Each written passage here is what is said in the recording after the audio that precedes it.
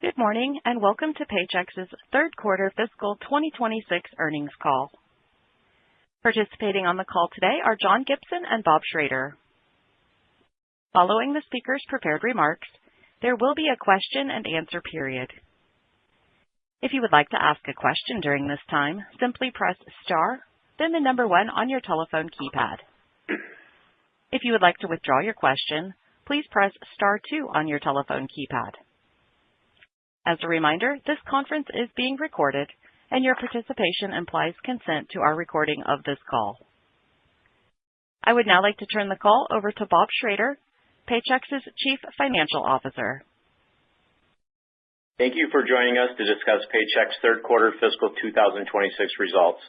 Our earnings release and presentation are available on our investor relations website. We plan to file our Form 10-Q within a couple of business days. This call is being webcast live and will be available for replay on our investor relations portal. Today's call includes forward-looking statements that refer to future events and involve some risk. We encourage you to review our filings with the SEC for additional information on factors that could cause actual results to differ from our current expectations. We will also reference non-GAAP financial measures. A description of these items, along with the reconciliation of non-GAAP measures, can be found in our earnings release. I would now like to turn the call over to John Gibson, Paychex President and CEO. Thanks, Bob.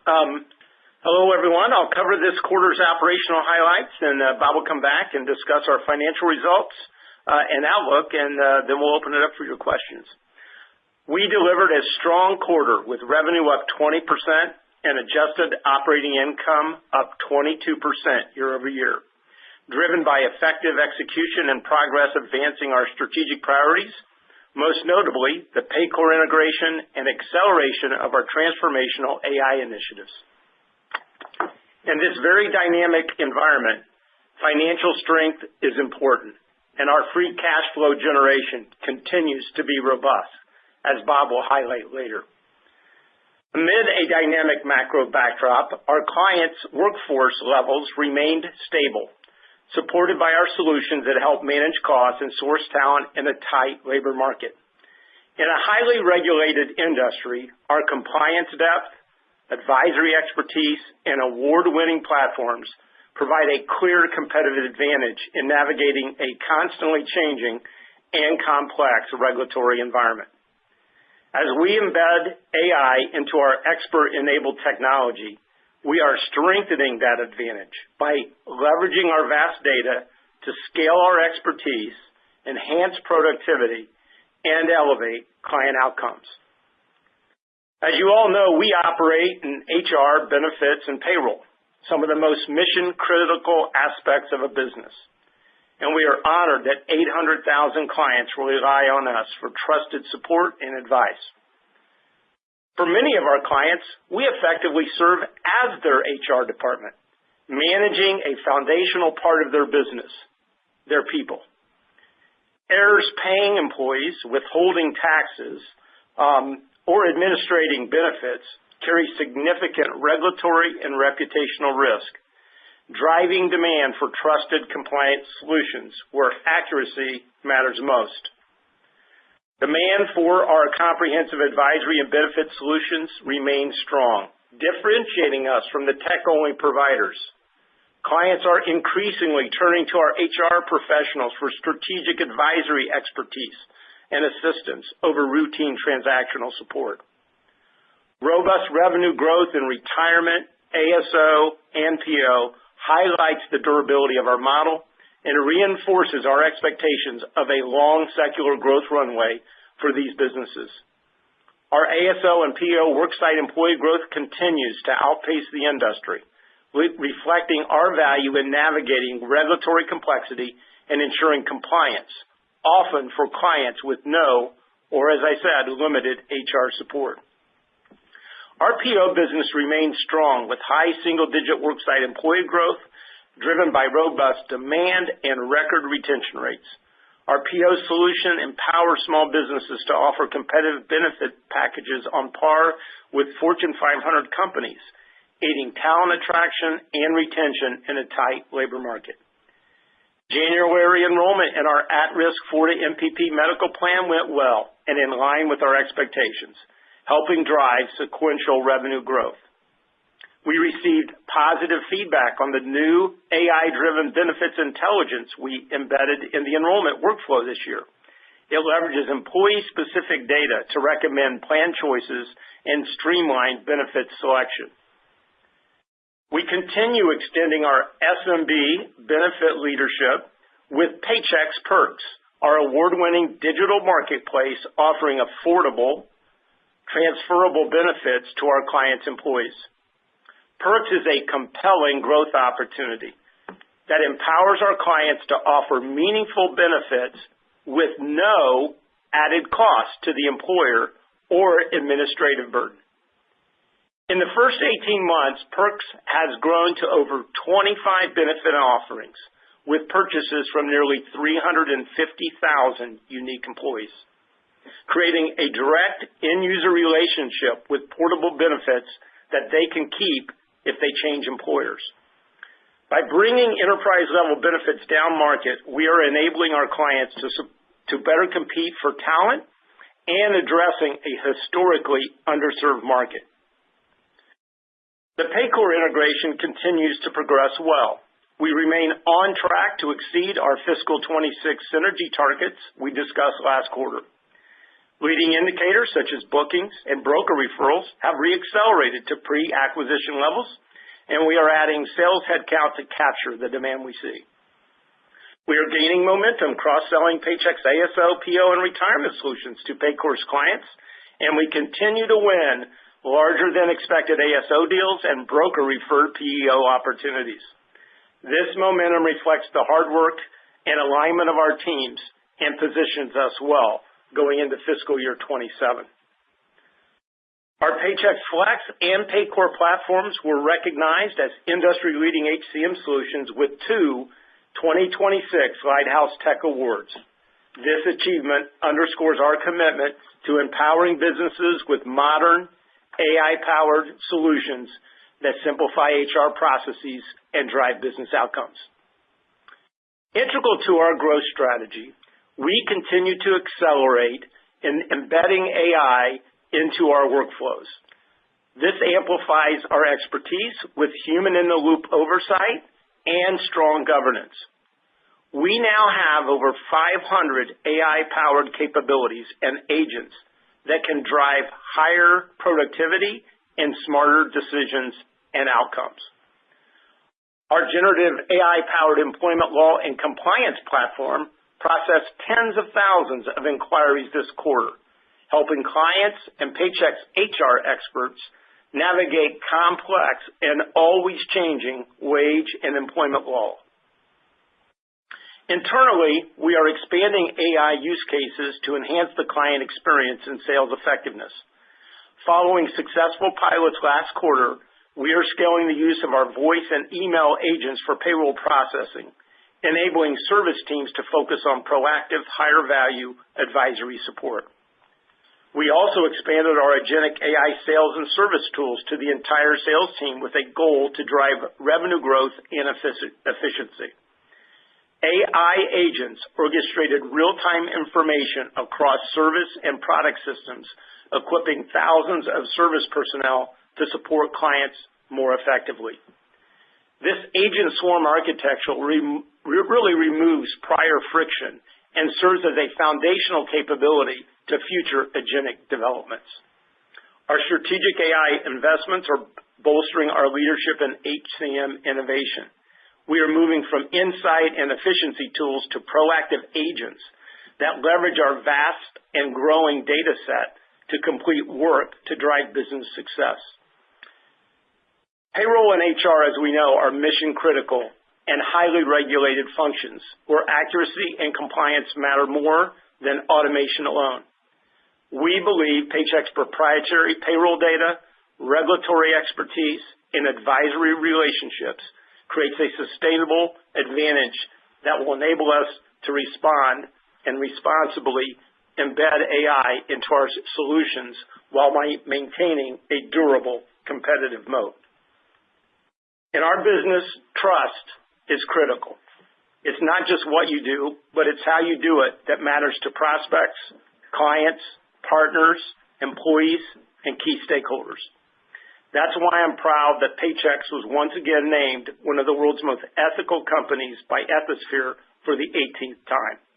This rare achievement highlights our unwavering commitment to ethical operations and corporate responsibility.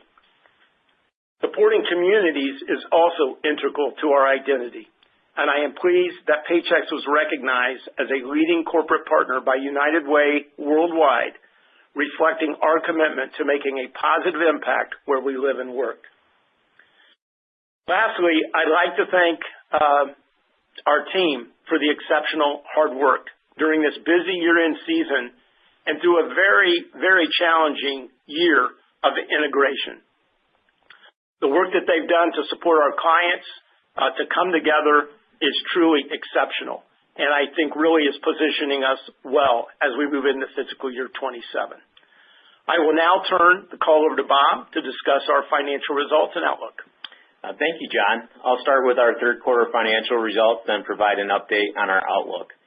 Total revenue increased 20% over the prior year to $1.8 billion. This represents an acceleration in the organic growth of the business relative to the first half of the year. Management Solutions revenue grew 23% to $1.4 billion, driven by product penetration and price realization. Paycor contributed approximately 19 percentage points to growth. PEO and Insurance Solutions revenue increased 9% to $398 million, driven primarily by strong growth in the number of average PEO worksite employees, as well as an increase in PEO insurance revenues. Interest on funds held for clients increased 33% to $57 million, largely due to the addition of Paycor balances. Total expenses increased 24% to just over $1 billion, primarily driven by the Paycor acquisition. Excluding Paycor, we estimate that expenses grew in the low single digits during the quarter. Operating income margin was 43.8%, and adjusted operating income margins increased approximately 80 basis points to 47.7%. Driven by increased productivity and cost discipline while increasing our investments in AI. Diluted earnings per share increased 9% to $1.56 per share, and adjusted diluted earnings per share increased 15% to $1.71 per share. Our financial position remains strong with cash, restricted cash, and total corporate investments of $1.8 billion, and total borrowings of approximately $5 billion as of the quarter close. Our cash flow generation continues to be a strength of our model. Operating cash flows were nearly $2 billion year to date, and our free cash flows increased 27% year over year. After the quarter closed, we did repay the initial $400 million tranche of debt from our Oasis acquisition that matured in March. Our recent $1 billion stock repurchase authorization underscores our commitment to delivering long-term shareholder value.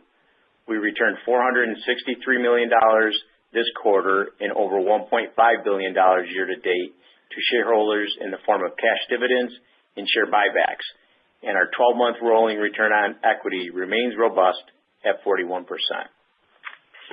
Shifting to our guidance for FY26, which is based on current market conditions, we reaffirm our prior fiscal 26 outlook, except for raising our interest on funds held for client expectations. Interest on funds held for clients is now expected to be in the range of $200 to $210 million. All other guidance metrics remain unchanged.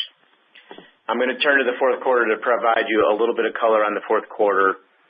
We would anticipate fourth quarter growth to be approximately 12% with an adjusted operating margin of 41 to 42%. The fourth quarter growth rate reflects a couple of dynamics. First and foremost, I think most of you know we anniversaried the Paycor acquisition during the quarter, and to a lesser extent, Q3 benefited modestly from the timing of certain items relative to Q4. However, our second half outlook remains consistent with our expectations and the organic revenue growth acceleration we saw in Q3. We believe Paychex has never been better positioned to succeed in the AI era of HCM and deliver shareholder value. Our business fundamentals remain strong.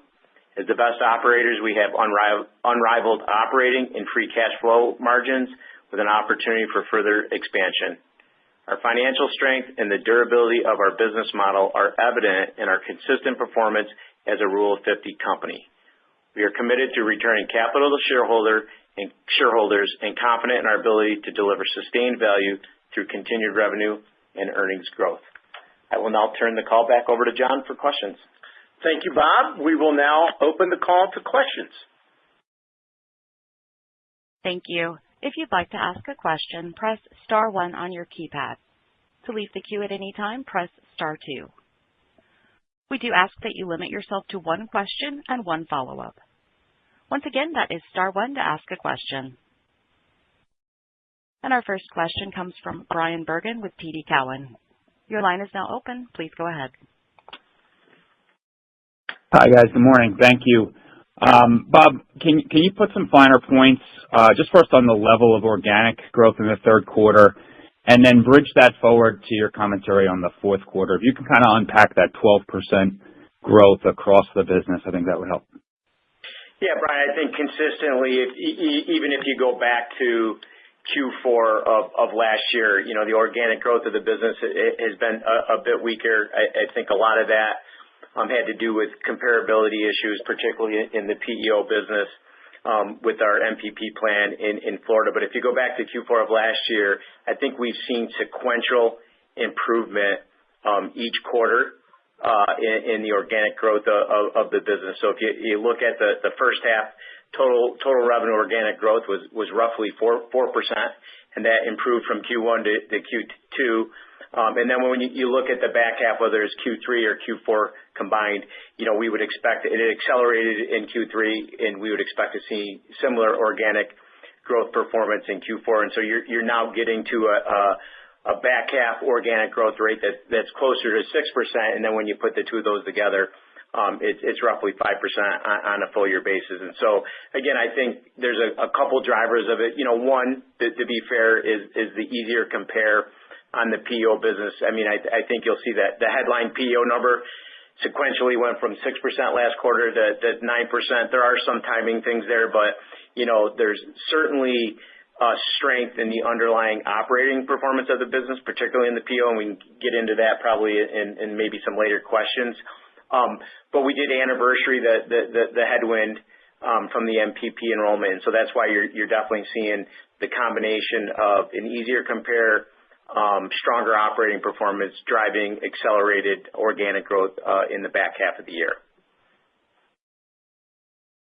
Okay, as far as the 4Q exit rates that are implied, as we think forward into fiscal 27, any important considerations that you want to share?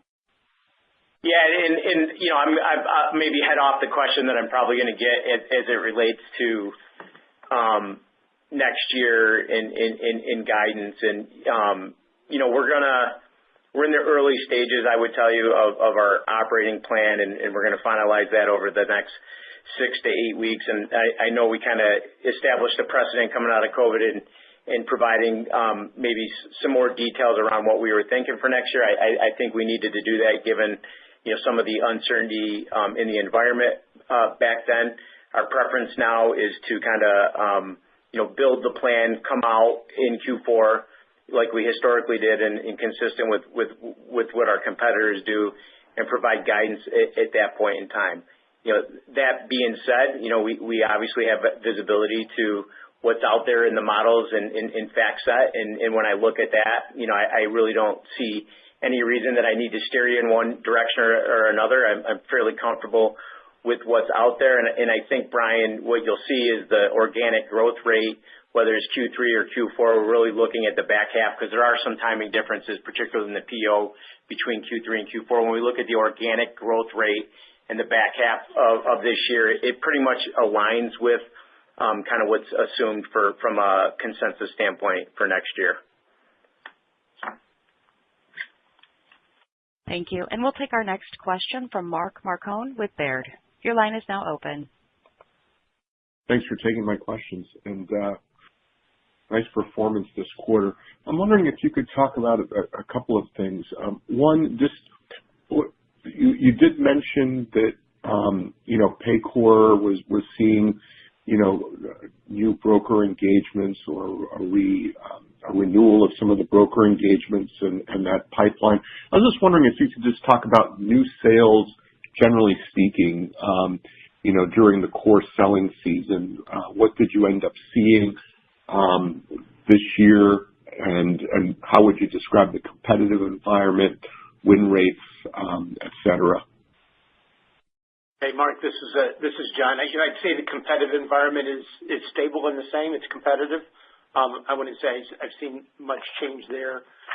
From a sales perspective, very pleased with our performance in Q3.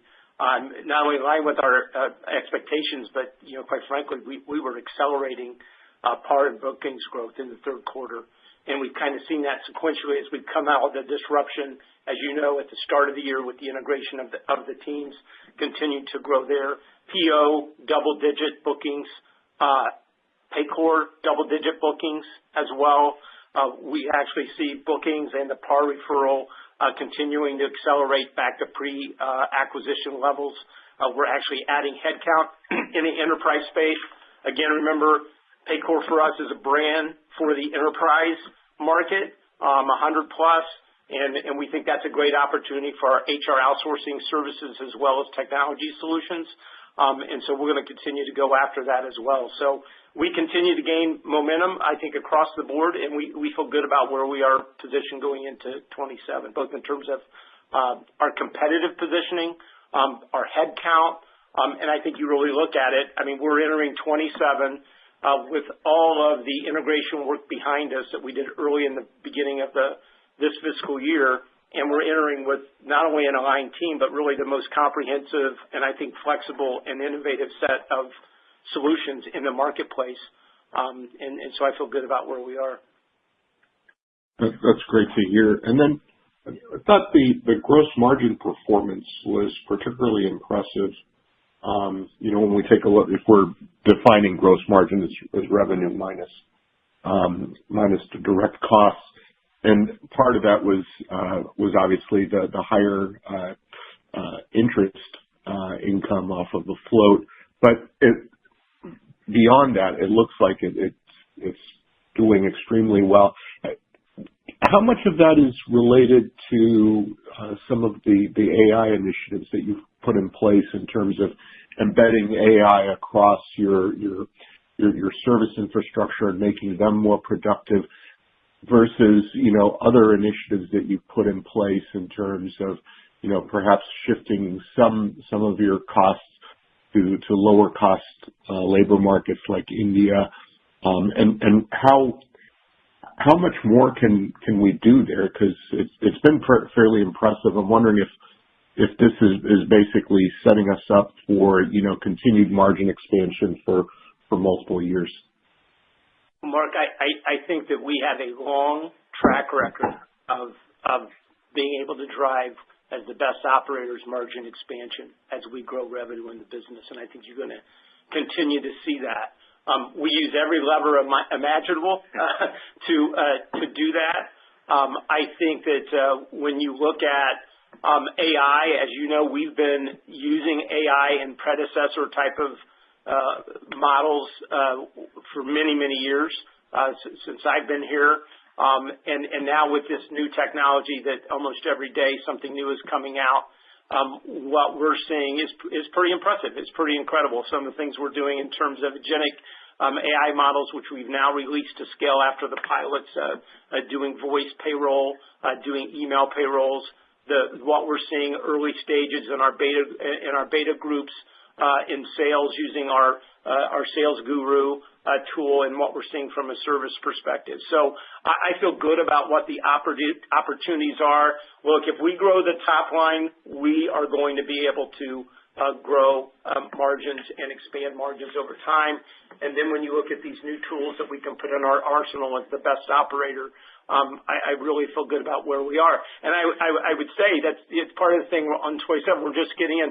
That's a big debate right now. I think that's the big question is how do you begin to quantify the real positive impact from sales productivity, the way we're using it in marketing, what the potential is from a service perspective. So I can assure you we're going to have some very lively discussions next week during our planning sessions about exactly the potential that this technology has, both to drive the top line, but also to continue to expand margins. So I think there's more room ahead, and every year something new comes out, and we are innovators in that regard, and are going to grab every tool we can to continue to drive efficiency.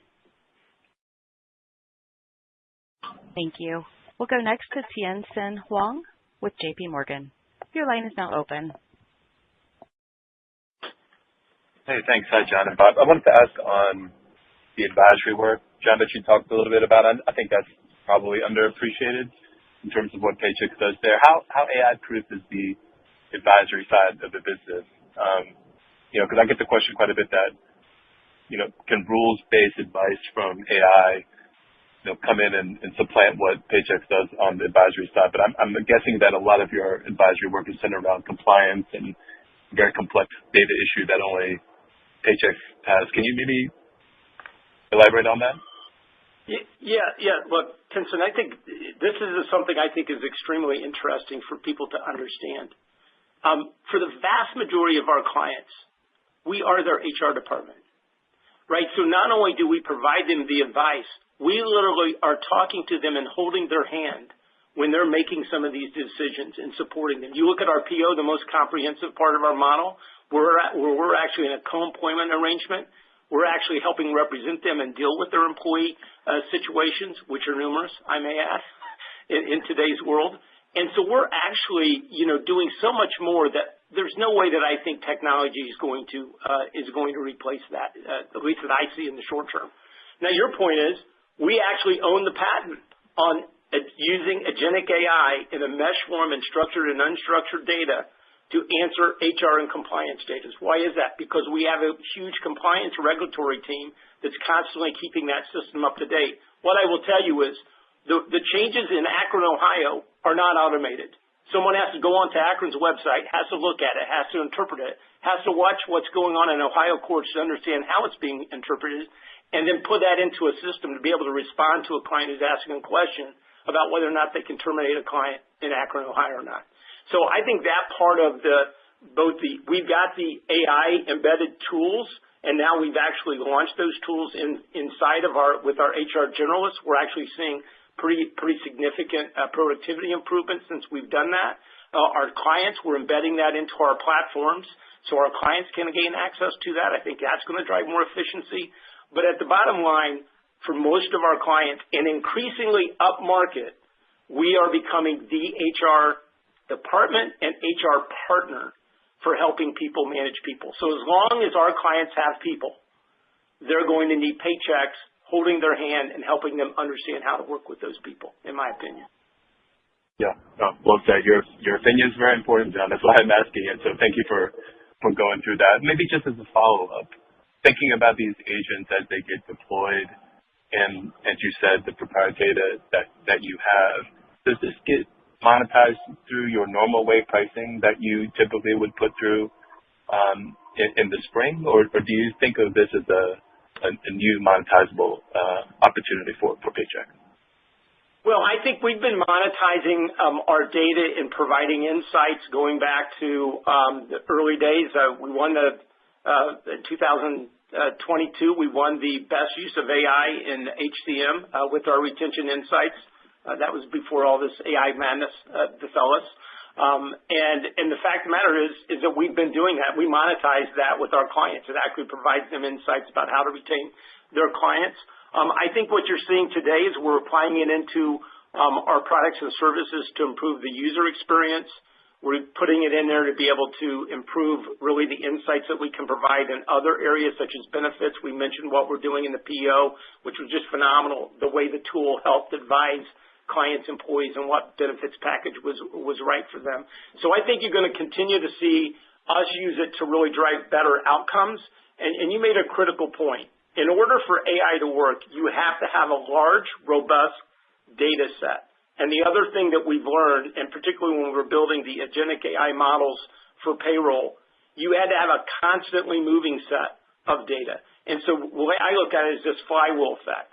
Now that we're capturing every interaction that we have from an HR, payroll, and compliance perspective with our clients through every form of communication, every interaction we have with them or one of their employees adds to our data set, and with our tools constantly looking and doing the analysis around what are common trends, we're getting more insights, and those insights are allowing us to be more proactive with our clients.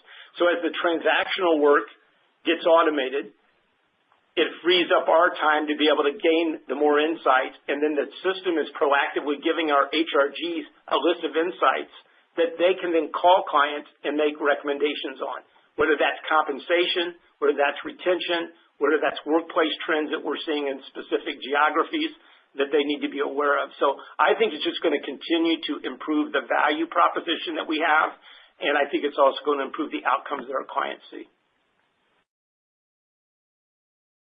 Thank you. We'll move next to Brian Keane with Citi. Your line is now open. Yeah, hi, good morning. Was hoping you guys could just talk a little bit about the strength of PEO insurance. It jumped above the range at 9%. Can you talk a little bit about some of the drivers and some of the sustainability as we head into the fourth quarter? Yeah, maybe I'll start, and then John can add some color. I think it's twofold, Brian, as I alluded to earlier. I think it's strength in the underlying operating performance of the business. So we saw double-digit demand for PEO. We continue to see record WSE retention in the PEO. We saw high single-digit worksite employee growth. PEO business all about worksite employees, and we continue to outpace the competitors in that space with our ability to drive worksite employee growth. So the underlying operating performance is strong. January is the big annual enrollment, so we anniversary. Two things. We anniversary the tougher compares from the prior year when MPP was down, but we got through that annual enrollment, and I would tell you, enrollment in our MPP is up modestly. So you have an easier compare. We grew the enrollment, and then when you zoom out a little bit and you look at medical enrollment across all the PEO, not just the at-risk business in Florida, but across the entire PEO space, our medical enrollment was up, high single digits, near double digits, as we went through this annual enrollment period. And I think that's the strength of the PEO value proposition, the ability for us to offer to our, small business clients, the ability to offer, medical insurance and workers' comp insurance, leveraging our scale to be able to offer affordable benefits to them. We had a pretty good year-end enrollment related to that. So it's really a combination of all those factors. I would also just say, and I've alluded to this a little bit, on the agency side, we had some timing benefit. You get some timing between Q3 and Q4 between carrier bonuses. SUI revenue can be a little bit stronger in Q3, a little bit weaker in Q4. And so, relative to our expectations, there was a little bit of timing that came into Q3, but all in all, really strong performance and, pretty much what we planned in the back half of the year. And it's nice to see that, come into fruition. Yeah, I just want to add to this. I mean, the PEO performance is amazing, outpacing the industry, I think, rather significantly. Double-digit revenue growth, double-digit bookings, seeing success upmarket. I think this is another point. Again, I'll make it. It's going to be interesting. We're having success with the Paycor sales team into the broker channels, positioning PEO up front. So this is one of those what I call revenue geography problems. So a Paycor rep is out, and they're talking to a broker. What would it normally been, because all they had was HCM to sell, was going to be an HCM sell. All of a sudden, the discussion comes about what the problem is, and we got multiple solutions. And now we're selling a PEO, and we had some and it's larger deals than what we typically would see coming in. So in January, that was another big positive that quite frankly I think is going to continue to help us and move forward. I would also say, because I do want to say this, look, the agency was certainly still a drag in the quarter to the segment, but we saw sequential improvement. And I would actually say even in bookings, which is the precursor to revenue moving, we actually saw solid bookings there in the quarter. And so I'm pleased with the teams made a lot of changes there. We've made some changes in the agency. We're trying to be more innovative because the market is the market. Healthcare issues are healthcare issues. Soft workers' comp is soft workers' comp. We're building strategies to work around those situations, and the team is making some progress there. So that that also contributed a little bit as well. The other thing that I think is that I would point out for you guys to go back and look at, and I think it's probably a story that we plan on duplicating in the enterprise space. If you go back and look at our PEO success, and you go back to 2020 through 2025 and look at those 5 years, I think you're going to find that our CAGR of worksite employee growth is in the double digits and far surpasses any of the other providers that I'm aware of, both public and private, in terms of growth. Now, what was the setup for that? 2028, we make an acquisition of Oasis. Prior to that, we made a decision that strategically we were going to position the company as an HR advisory company, that we believe there was more than technology that our clients were going to need and want, and we started to really grow our business organically. We then went and made an acquisition. 1 year after that acquisition, we're growing that business at industry, and we're gaining share in that industry. I think that's exactly what you should expect us to try to do, and we are doing with the Paycor acquisition. We saw the opportunity to take HR advisory solutions up market. We wanted more capability to be able to do that, more distribution, and now we're a year into it, and I think we're well positioned to duplicate the story that we did in PEO in the enterprise space. Got it. And just a quick follow-up, Bob. The 12% revenue growth you called out for Q4, I think that's a point below the street. Yeah. But it sounds like some timing, maybe there was a slight benefit, some of the stuff you just talked about, obviously, in the PEO business from Q3 to Q4. But organically, the organic growth doesn't move much. Maybe just talk about some of the benefit, maybe if Q3 should be stronger organically than Q4. No, I think you would probably see a slight uptick, a continued acceleration in the organic growth of the business in Q4 relative to Q3, so we should see sequential improvement there.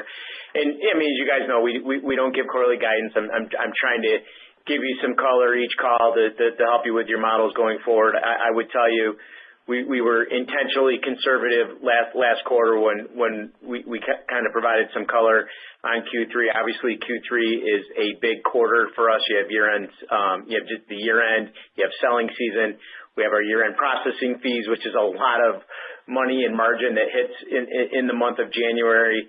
We had our large enrollment in the PEO. So we were intentionally conservative. I would tell you Q3 was in line a bit better than our expectations. And as I mentioned, there were some puts and takes between Q3 and Q4, and largely the back half of the year was in line with our expectations. And again, you'll continue to see some sequential improvement in assuming we deliver the forecast and the guidance, you'll continue to see some sequential improvement in the organic growth of the business, which I think positions us well, as John mentioned, as we move into FY27. Thank you. We'll move next to Andrew Nicholas with William Blair. Your line is now open. Hi, guys. Good morning. This is Daniel on for Andrew today. Thanks for taking my questions. Real quick, just turning back to the revenue timing. It sounds like that was mostly concentrated in PEO. Is there any way you can size how large that was? And looking forward, can sequential growth in PEO specifically continue into the fourth quarter off of that?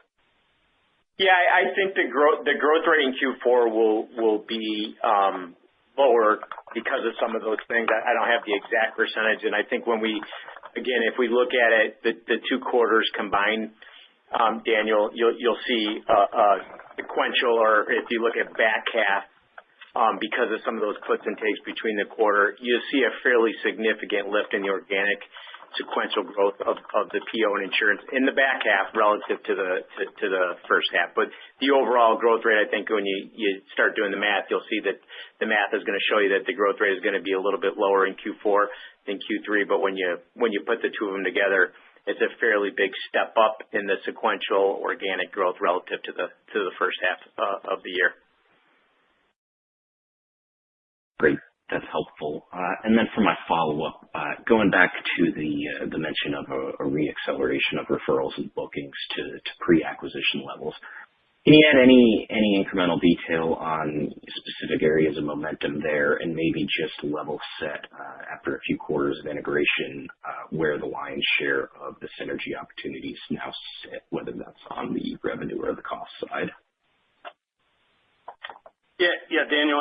What I would say is very pleased with the acceleration we've seen each quarter as we came through the first quarter when we did all of the reorganization. And as we talked about, we made a conscious decision when the deal closed almost a year ago now, April a year ago, that we were going to get the hard work out of the way. And we saw the opportunity rather than dragging it out. And so we did that. And of course, from the time you announced the deal in January of last year to the time that we closed the deal in April, as you can imagine, a lot of competitive noise in the market, a lot of questions from brokers about what's going to happen, and we couldn't say much. So as we've gotten our story out there and gained momentum, we've continued to build momentum each of the quarters, and as we said, we've gotten ourselves back to where we were pre, both in terms of bookings volume. It was double digits. Again, year over year, and broker engagement. So I would say it's getting back to kind of where we were, except for now we have the cross-sell opportunity. So where I would say, expense synergies are pretty much, behind us at this point in time. We've taken those actions. We've exceeded the expectations that we laid out as part of the deal model. Now you're in what I call normal DNA, best operators, continuing to improve the model of both companies and look for opportunities. Where the opportunity is now, and we continue to build momentum on, is around the cross-sell inside the client base, 401k, ASO, PO, all of our other products and services. You'll be seeing us putting our Perks product into the Paycor ecosystem as well. So that's where we see the opportunity as we roll into fiscal year 27. Thank you. We'll go next to Kevin McVeigh with UBS. Your line is now open. Great. Thank you so much. Hey, I wonder, can you just remind us what the initial Paycor revenue and expense synergies were and where we are today on those? Because it seems like you've been doing a nice job on on kind of the integration, but just remind us what the revenue and expense synergies were, because I guess we're bumping up on a year. I think that would help.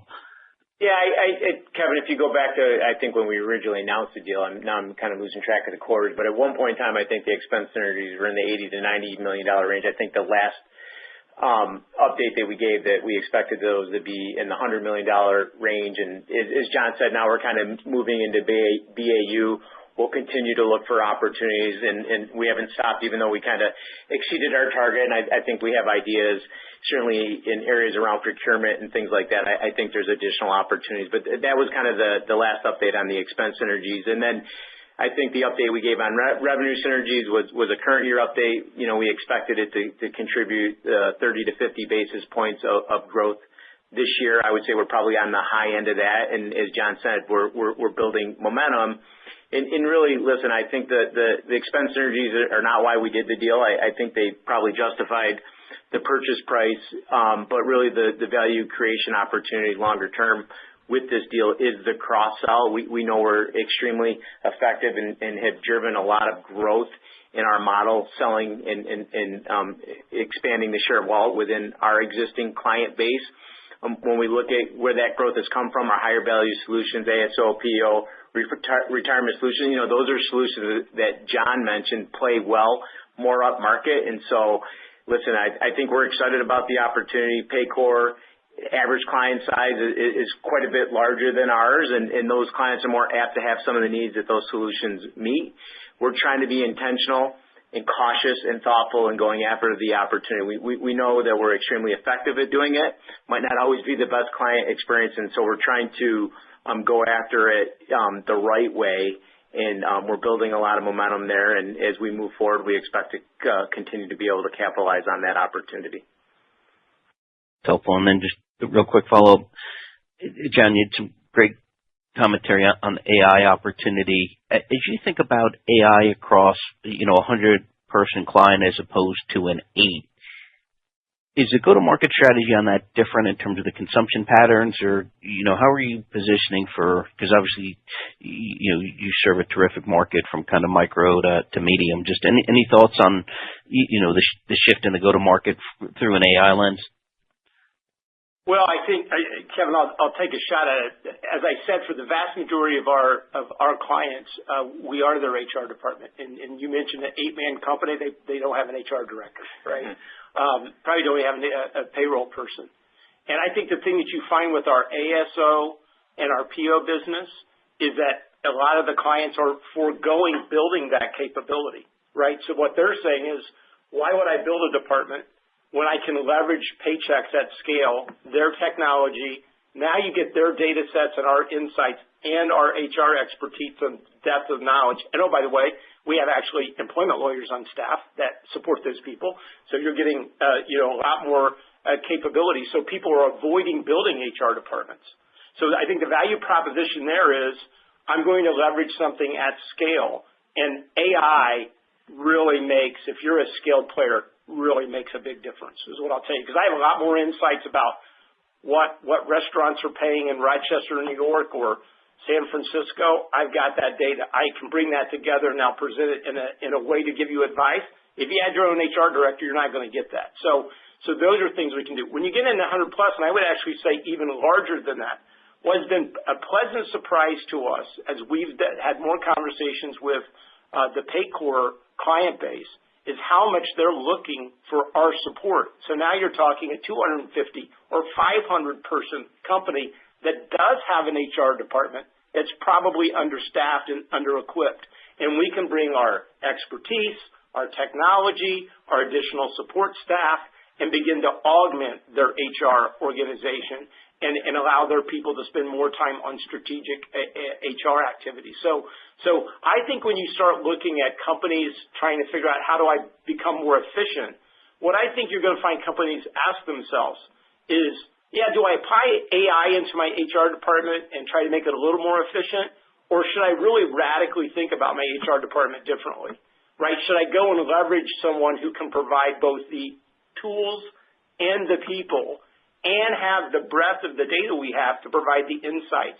Is that a better alternative? And that's a traditional enterprise HR outsourcing value proposition. I think AI allows us to do that at scale and do it at all sides of the market. So one of the things we've actually began to introduce at Paycor that they didn't have is a managed payroll and a managed benefit offering. So now we're typically the tech players say, here's the tool, knock yourself out. We're getting clients that are asking us, would you mind doing it for us or doing it with us?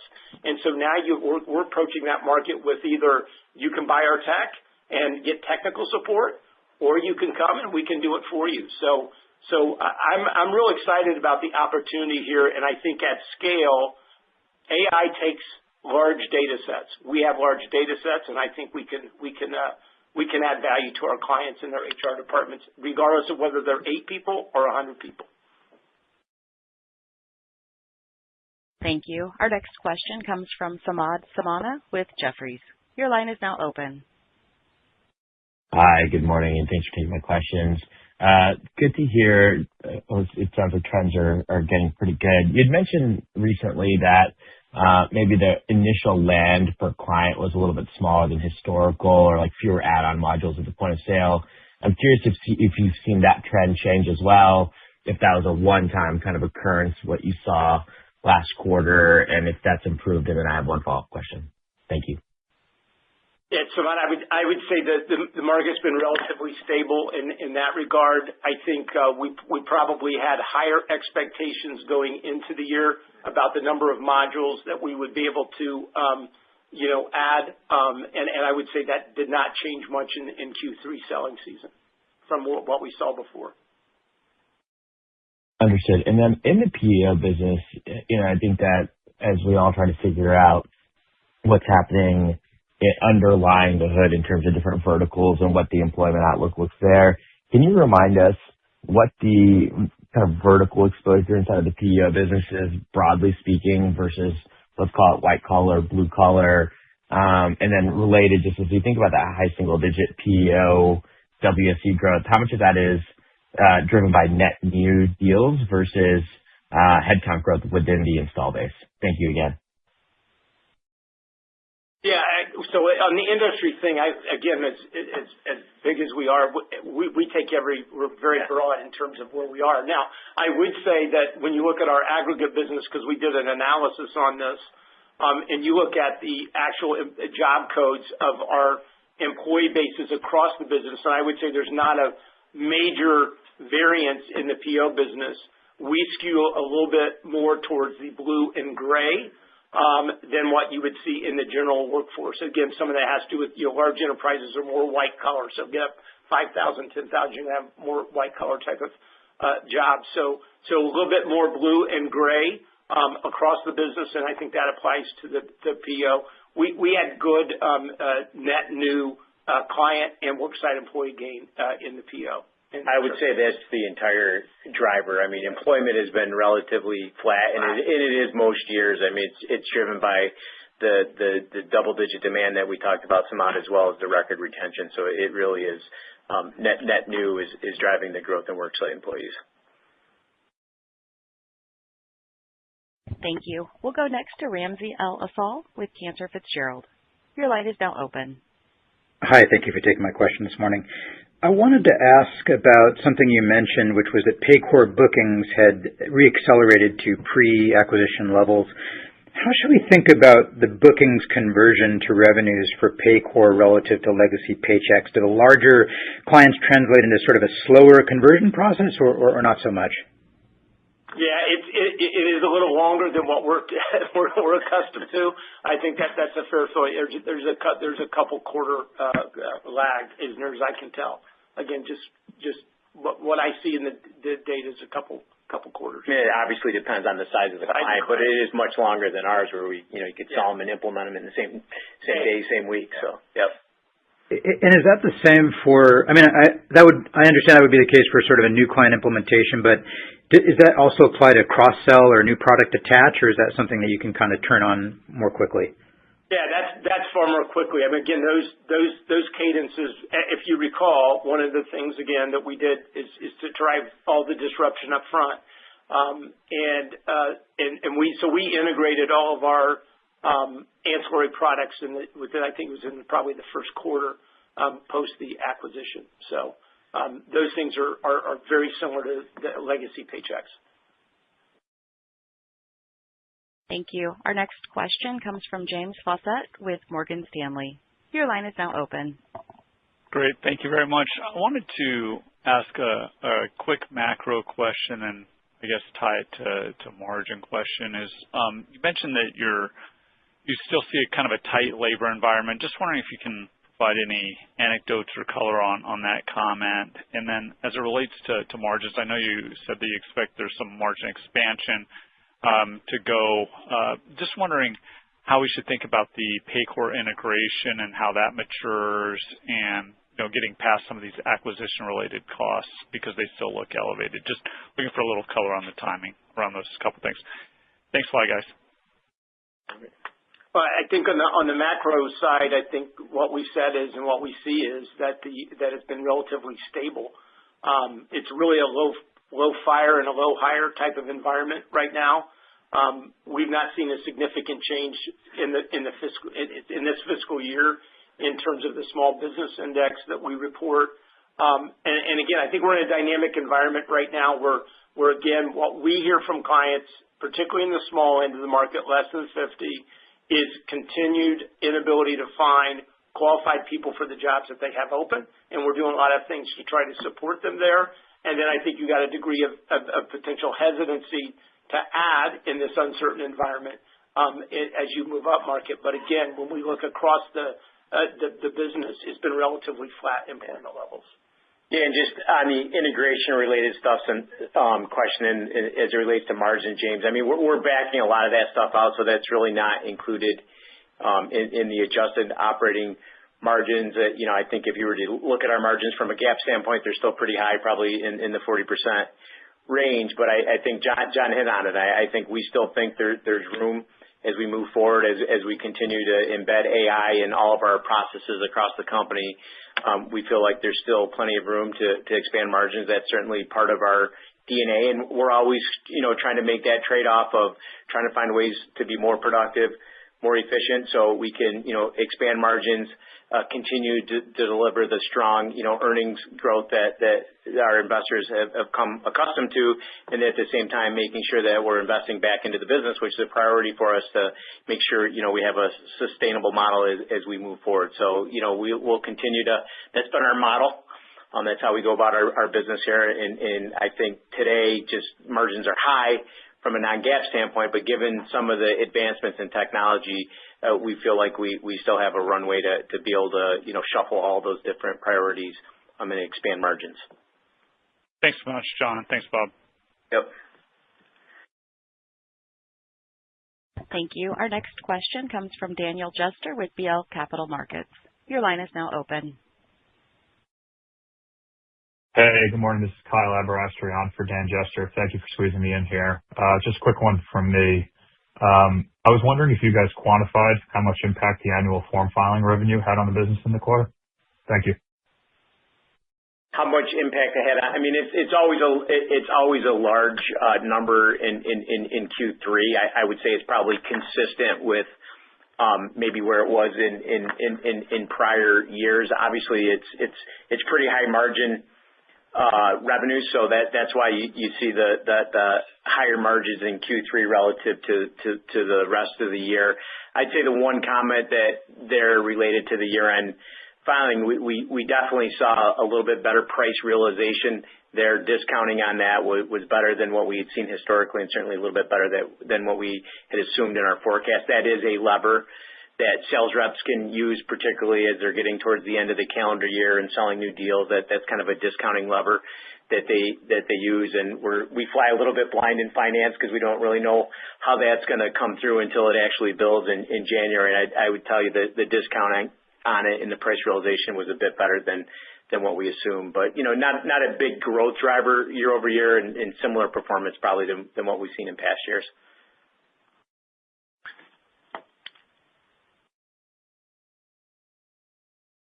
Thank you. Our next question comes from David Grossman with Stifel. Your line is now open. Good morning. Thank you. I think last quarter your bias, was the low end of the revenue growth range, and I'm just wondering, and reiterating the guide, are we still favoring the low end, or just given some of your commentary about the third quarter and going into the fourth quarter, are you feeling better about the business and feeling maybe we're better than the low end? Yeah, I think we would stay where we're at, David. That's why we reiterated, as we mentioned. Listen, I think we were a little bit conservative than what we guided towards in Q3. There were some puts and takes. Obviously, we feel good about the business. We felt good about the business last quarter as well. It's nice getting through Q3 and throwing up the quarter that we had. John mentioned a lot of positive momentum. I'd have to say it's probably one of the stronger selling seasons that I've seen in a while, and we have a lot of momentum in a number of businesses, so we feel good. Obviously that translates into the P&L, further down the road, particularly when you're talking about the enterprise space. And so I'd say largely the back half, as I mentioned, is in line with our expectations, and that's why we're kind of leaving it where we had said it was going to be last quarter. Got it. And sorry to kind of stick on the financials here, but just, you did make a general comment about a certain level of comfort with where consensus was for next year. And I know you don't want to make any specific comments about next year, but is there anything now that you're a combined company that, how we should think about pays or pricing and management solutions going into next year? Particularly given now that we've got Paycor in the base. I know it sounds like pays look like they're, pretty stable, but thought I should just ask the question, anything you want to call out there on either pays or pricing?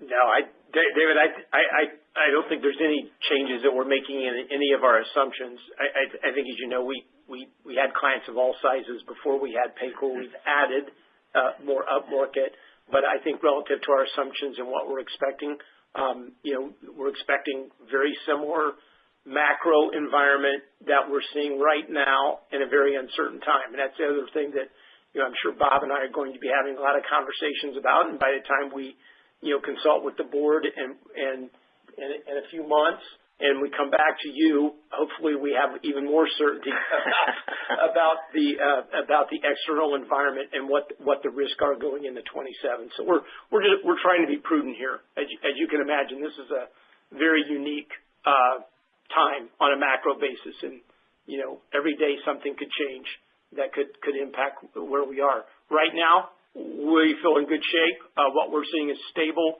a macro environment, no signs of recession in any of our data or indicators, nothing that would indicate that we would change what we're thinking in terms of pays on any of our segments at this point in time.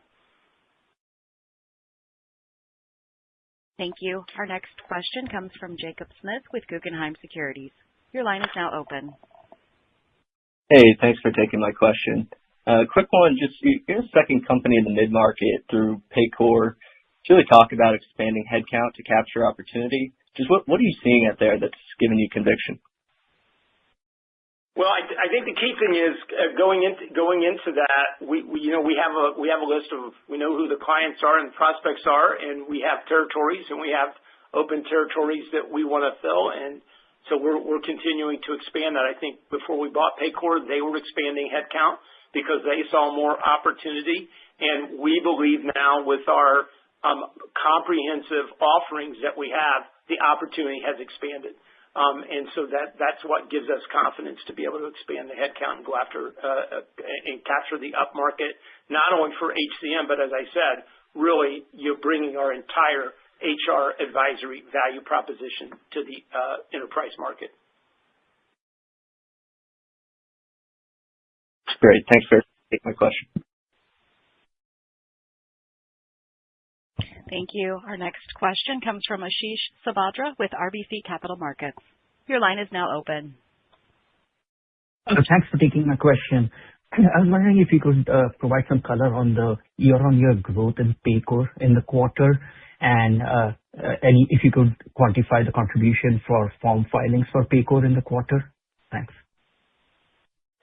Yeah, Ashish, I think as we've talked about in the past, the lines are somewhat blurred and have become increasingly blurred between what's Paycor and what's Paychex, based on our early on decision to integrate those two businesses. And so I think if we look at it, our best estimate is if you were to look at the organic growth of the Paycor business, it was consistent in Q3 with what we saw in the first half of the year, which is in that upper single digit range. I would tell you what's less blurred, and this is how we'll talk about the business as we move forward, is when we look at our enterprise business. So when we look at our client base above 100, irrespective of whether, which sales organization sold it, which platform that it was on, that business has been growing. I would tell you in the first half of the year, it was growing upper single digits, and in Q3,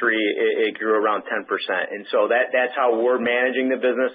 That's how John and I are thinking about it. That's how we're going to market. And as we move forward after we anniversary the acquisition and we provide color on the different areas of the business and how they're performing, that's how we're going to be looking at it. And again, I think that's similar and maybe not too different than what the other assets in that space are growing at. And our expectation would be that we would prospectively be growing at or above the other assets in that segment of the market. And that's currently where that enterprise space performed in Q3. That's very helpful color. I was just wondering if you had some initial thoughts on pricing for next year and how does that trend compare to your historical range? And also maybe a quick one on discounting. You made some comment around discounting was much lower. I think that was specifically for forms filing. I was wondering if you could comment on discounting for ASO in general. Thanks. Yeah, I'm going to say this. We're going into our budget meeting. This is where we discuss competitively how we want to position ourselves going into the next market. We have a tradition of being able to drive value to our clients and get price accordingly. So I'm not going to make any comments on how we're going to set pricing going into next year at this time. So I don't want to give anybody a heads up. So, but I think our model and our long-term model is still in existence and viable. But we're not going to talk about the exact ranges we're looking at. Thank you. Our next question comes from Scott Wurtzel with Wolfe Research. Your line is now open. Hey guys, thanks for squeezing me in. I'll limit it to one. Just going back to the PEO, I mean, it sounded like your commentary on enrollment sounded pretty positive. And I remember, I think you guys made some changes to benefits offerings and everything. But I also wonder, is there any element of you think that employees are maybe just sort of adjusting to this higher healthcare premium inflation environment, and that could also be, kind of helping to drive some of this enrollment growth that we've seen as well? Thanks. Yeah, Scott. I think everyone's adjusting. I think we adjusted our plan designs. I think employees are adjusting in terms of what they're going to do, and employers are adjusting how they're going. I mentioned the use of AI.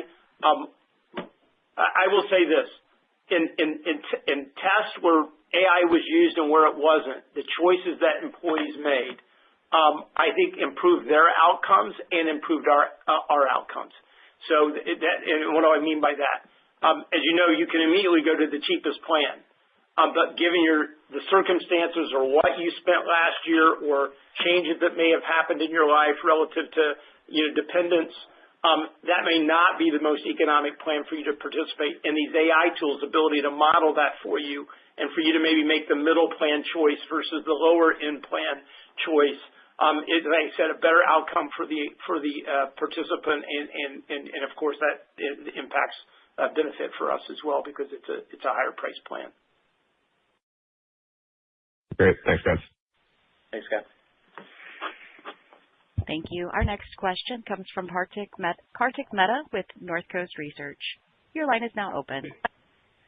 Hey, good morning, John and Bob. John, you talked about Paycor revenue synergies as we go into FY27 and the opportunity to really take advantage of that. I'm wondering, how the Salesforce alignment is going, because I'm guessing, that's part of the revenue synergies that you'd be able to capture. Yeah.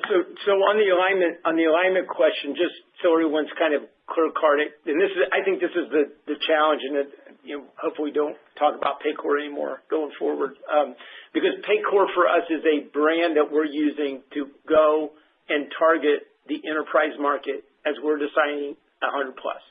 And we've taken all the assets of the company, regardless of where they were, and we've placed them in that business unit for that unit to focus on that particular market. We're doing marketing there specifically for that target segment. So now we're spending marketing money in that segment. We're putting sales reps into that segment to go after that segment, and we're going to capture as much of the market as we can at 100+. Now, let's say a lead comes in digitally from marketing spend at Paycor, and we look at that lead and we go, hey, that looks like a great PO opportunity. We're going to move that over to the PO. Right? And so now all of a sudden you've got an expense that's on the Paycor side of the equation. Same thing is happening with our reps as well. So we've got this segment, if this is your question, the segmentation of the sales force is clear. How we're going to market from a brand perspective is clear. And then what we're doing is both in terms of using our AI and also our incentives for all of our sales reps is making sure we have every sales rep in the market looking and representing the entire capabilities of the company. And so that goes back to every rep is representing the comprehensive capabilities of the company, whether that's technology, whether that's the platform, whether that's do it yourself, do it for you, or do it with you. We're offering every rep in every market the capability to do that, if that makes sense. Yeah, and then just a follow-up question, Bob, and this might be crazy considering it's Paychex, but I thought I'd ask anyways. Any thought about potentially using a little bit of leverage to buy back stock considering where the stock price is? Yeah, I mean, Kartik, listen, I think you saw we just recently announced a new share back authorization significantly larger than what we've had in the past. And when you look at there's obviously, at least in my opinion, there's a disconnect between the underlying fundamentals of the business and the valuation, and that obviously, I was always taught to, buy low and sell high, and so you've seen us be a little bit more opportunistic there. I would tell you, I don't think we've necessarily changed our overall philosophy around share buybacks, but we know we're going to have to buy shares back in the future to offset dilution, and we've done more of that this year than what we normally would have, as you guys can see in some of the disclosures. So, I don't ever want to say never. Our leverage is pretty low. That's obviously a board level decision. And as you can imagine, I'm assuming a lot of CEOs and CFOs are in this market are having these conversations with their board on a regular basis. And John and I are certainly doing that. And so we'll continue. We have lots of priorities from a capital allocation standpoint. Certainly want to continue to invest in the business, but we'll continue to have those conversations. So I don't want to say never, but something that we'll continue to evaluate. Thank you. And our next question comes from Jason Kupferberg with Wells Fargo. Your line is now open. Thanks, guys. Good morning. I wanted to ask about management solutions specifically. I think the organic growth was 4% in the quarter. I think that's the same as we saw last quarter. Do we expect that to accelerate in Q4? And if so, is that because you'll start to lap Paycor during the quarter, or would there be other accelerants we should be considering? Thanks. Hey, Jason. Yes, I would say, I think it was 4 in Q2 and 4 in Q3. I would tell you one was a round up and one was probably a round down. And so you're also seeing a sequential improvement in the organic growth of management solutions as well. Part of it is when you get to Q4, we would expect that to continue and maybe accelerate a little bit to the point that you're making. You're anniversarying the acquisition, so now we have a scale business that's growing faster than the overall growth of the business. So that would be accretive to the organic growth, and then we're continuing to build momentum on the synergy opportunity, and I think that showed up in the Q3 selling results, and that'll eventually make its way into P&L, and so you should see improvement in management solutions organic growth as we move in Q4 as well. Okay. Understood. And then just a clarification. I know we're not changing EPS guidance, but we did up the float income guide a little bit, which I would have thought would have lifted the EPS. I don't know, maybe 1% or so. I mean, there's only a quarter left in the year. So just curious, is it just some conservatism there, leaving the EPS guide as is, or are you going to reinvest some of that upside float income? Probably a combination of both. I think we're certainly going to look for opportunities as we move through the balance of this year to invest. We want to get out of the gate strong when we get into next fiscal year. So it's always balancing those trade-offs, Jason. John and I will manage through that as we go through the quarter and see where the opportunities are. But it's really a combination of maybe a little conservatism and where we may potentially want to take advantage and make some investments as we end the year. Yeah, the great position we find ourselves in is we have plenty of opportunities for investment coming out of the third quarter that have the opportunity to both accelerate growth and accelerate margin expansion, and that's we've got a lot of decisions to make over the next couple of weeks as we get to our planning process, and anything that we're thinking is a good investment in the first quarter in 27, I don't think that we want to wait to make that investment. So we're certainly trying to contemplate that as we go into our planning session next week. Thank you. At this time, there are no further questions in queue. I will now turn the meeting back to John Gibson. Okay. Well, thank you, everyone. Just to highlight, we delivered a strong double-digit revenue and earnings growth, continuing just really to reflect, I think, very disciplined execution and focus of the teams. I do want to call out, we're approaching a 1-year anniversary mark of the acquisition of Paycor, and I want to call out the Paycor team in particular. Group's been through a lot. If you think back a year ago this day and what we were starting to prepare for and take the organization through, and I think the way that we've responded and the way we've continued to come together and build momentum as this fiscal year has come together has been just really impressive. I said it a year ago, we will be better together, and we are better together.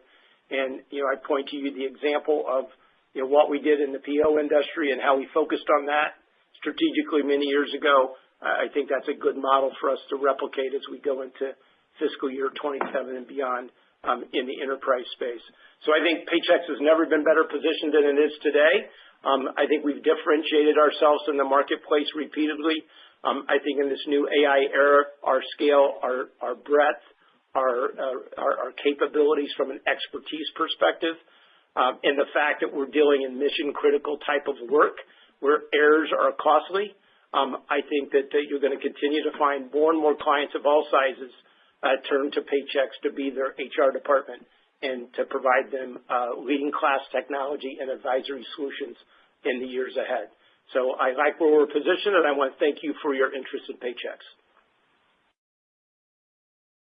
Thank you. This brings us to the end of today's meeting. We appreciate your time and participation. You may now disconnect.